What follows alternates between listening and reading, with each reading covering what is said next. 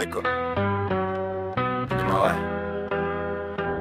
Идваме с мутрите, Жаротурбото и Гошо ножа. Идваме да издерем политическата кожа. Истински мутри от Варна пуснаха ни вчера и тази вечер се връщаме пак в клетката, защото Бойко днес умира.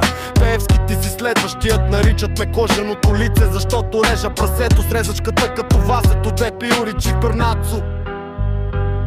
Най-лудият замерен полицейски камиони, с кофи за буклуци от буклучиски камиони. Защо го правили?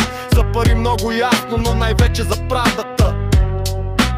Вече не ми помага аптека, психиатърът се самоуби след един ден с мен. Моите братя мутри ходят тежко, обявиха вземе тръст, но всъщност падна дебелото тяло на Пеевски. Ще го зарея в пръст, малкият ми пръст. Тиквата зелена режа като Хелоуина, а за баба и най-страшният чишит. Коя партия подкрепяше, като да ме питаш кой мангал ще ме наръга с ножка ми? Всички един дол дренки, като ниските пенсии на бабите в младост.